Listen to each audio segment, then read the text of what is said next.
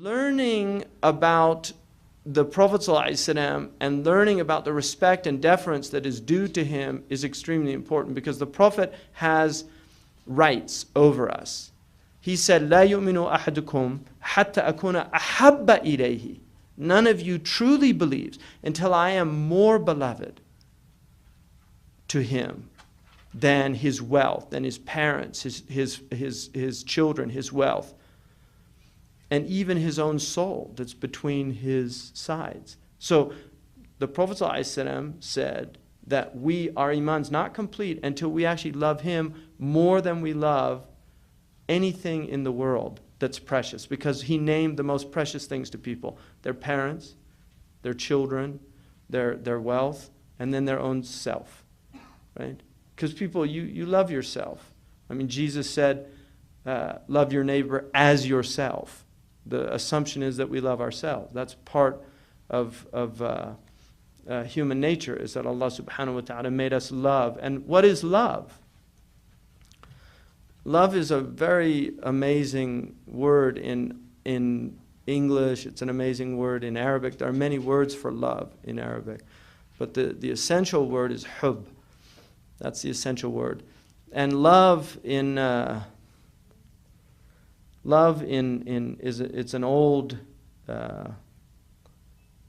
old English word that goes back to a Saxon word, and it relates to being pleased with, to be pleased with it. And interestingly enough, our word believe is related to love, to believe, because you believe in what you're pleased with, what you love. Things that your heart accepts are things that you believe.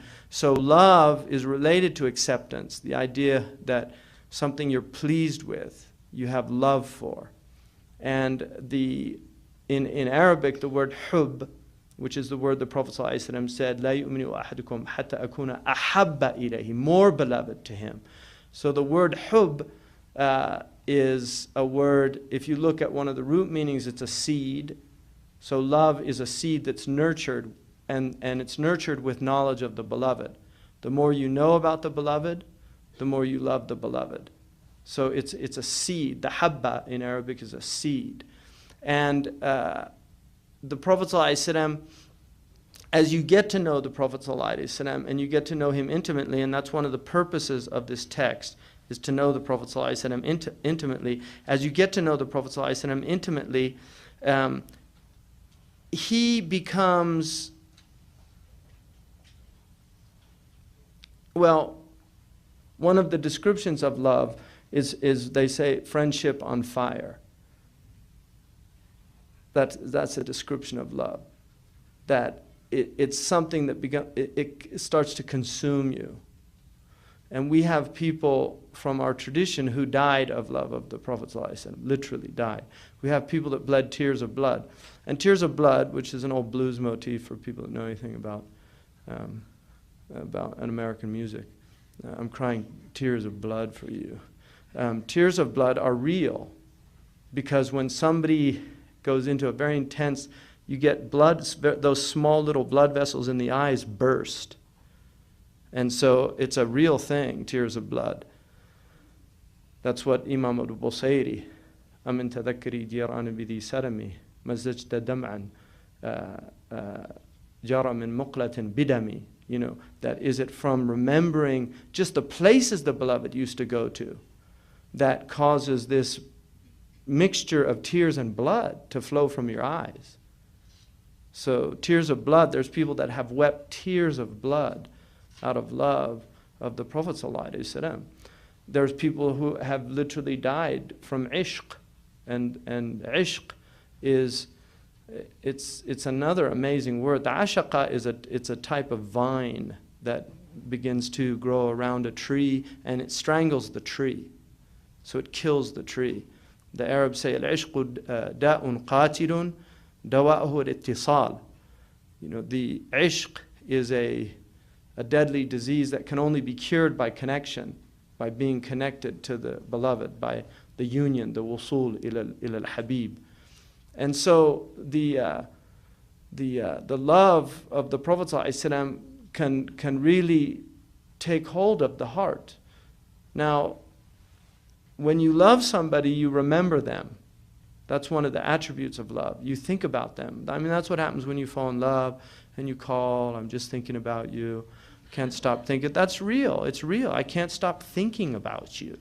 I mean, why is that pressing on the heart? Because you're in love. That's what love is. I can't stop thinking about you. You write poems. You do think. Well, what is that effusion that's coming out of the heart to write poems?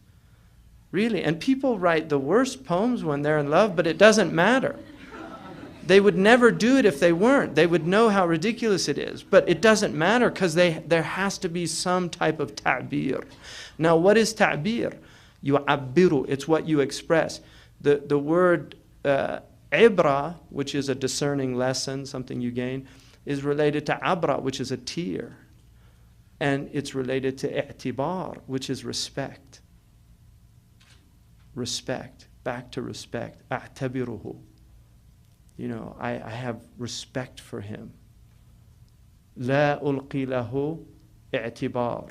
I don't give it any significance. So when something has significance and import and meaning, then it begins to affect the heart. And that's why even the remnants of the beloved, qifa nabki min dhikri habibin wa manziri. This is the Jahili motif of Nasib in the Jahili poetry, is to, Imr al-Qais begins his mu'allaqa by just saying, stop, my two friends, let's look here at where the beloved used to be. Just to look, nibki, and weep over the traces of the beloved. Just to look. These are Jahili people. These are just people that knew what love was, because Jahili Arabs had a deep and profound knowledge of hub. They really knew what love was, and they were very intense in their love. They had intense love. But that's one of the motifs of just buka al atlal, just weeping over places where the beloved used to be. أمر بالديار ديار ليلى أقبل ذا الجدار وذا الجدار وما حب الجدار شغفنا قلبي ولكن حب من سكن الديار. I pass by the houses of Layla and kiss the walls of the houses.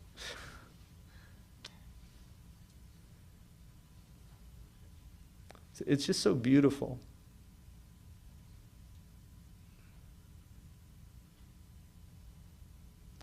You know, kiss the walls of the houses. But it's not the walls that have enraptured my heart, but love of the one that lives between those walls.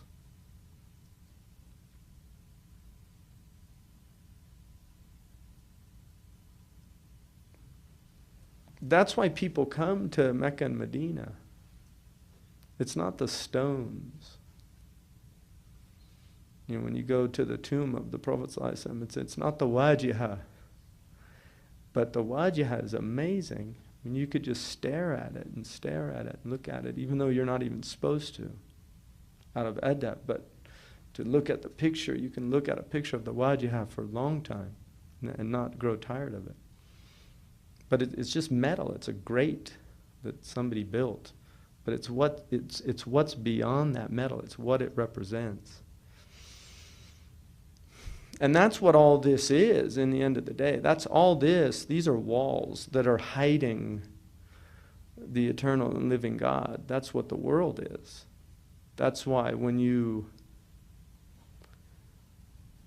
begin to understand that, that's what you love about the world.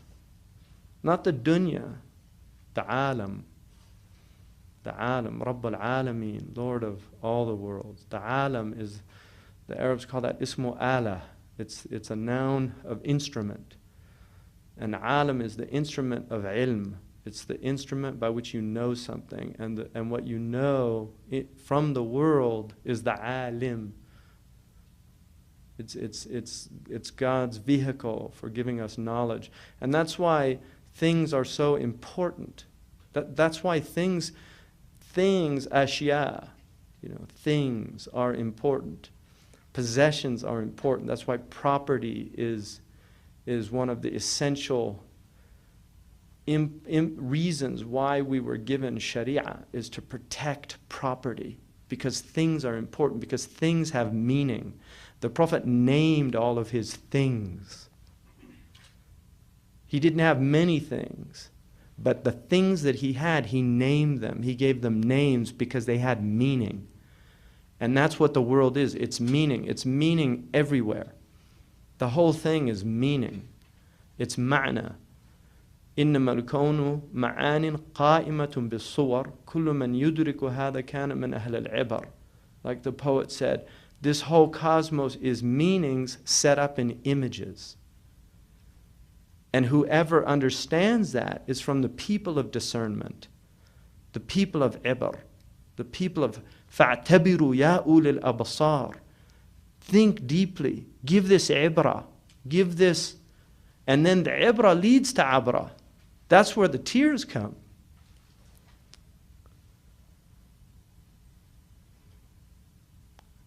You know, they come from perception of meaning.